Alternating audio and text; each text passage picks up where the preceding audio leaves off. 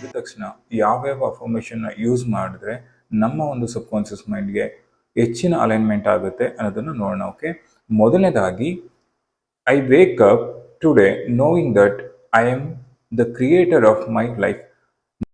ಇದ್ದ ತಕ್ಷಣ ಓಕೆ, ನಾನು ಏನು ಅನ್ಕೊಂತೀನಿ ಅಂತ ಹೇಳಿದೆ, that I am the creator of my life. ನನ್ನ ಒಂದು ಲೈಫ್ನ ಕ್ರಿಯೇಟರ್ ನಾನಾಗಿರ್ತೀನಿ. ಬಿಕಾಸ್ ನಾನು ಮೊದಲಿಂದನೂ ತಿಳಿಸ್ತಾ ಬರ್ತಾ ಇದ್ದೀನಿ ನಿಮಗೆ, ಏನು ಇವಾಗ ನಾನು ಏನು ಅನ್ಕೊಂಡಿದ್ದೀನಿ ನನ್ನ ಬಗ್ಗೆ, ನಾನೇನು ಥಾಟ್ನ ಕ್ರಿಯೇಟ್ ಮಾಡ್ತಿದ್ದೀನಿ, ನನ್ನ ಏನು ಫೀಲಿಂಗ್ಸ್ ಏನಿದೆ, ನನ್ನ ಏನು ಎಮೋಷನ್ಸ್ ಏನಿದೆ, ನನ್ನ ರಿಪೀಟೆಡ್ ಥಾಟ್ಸ್ಗಳೇನಿದೆ, ನಾನು ಏನನ್ನು ಅಸನ್ನ ಮಾಡ್ತೇನೆ, ಏನನ್ನು ವಿಜುಲೈಸ್ನ ಮಾಡ್ತೇನೆ, ಸೊ ದಟ್ ಎವ್ರಿಥಿಂಗ್ ಎಲ್ಲವೂ ಕೂಡ ನಾನಾಗಿರ್ತೇನೆ. So I wake up today knowing that I am the creator of my life. ನಾನು ಯಾವಾಗಲೂ ಕೂಡ ನನ್ನ ಒಂದು ಲೈಫ್ನ ಕ್ರಿಯೇಟರ್ ನಾನಾಗಿರ್ತೀನಿ ಅನ್ನೋದನ್ನ ನಾವು ಇಲ್ಲಿ ನೋಡ್ತೀವಿ. ಓಕೆ,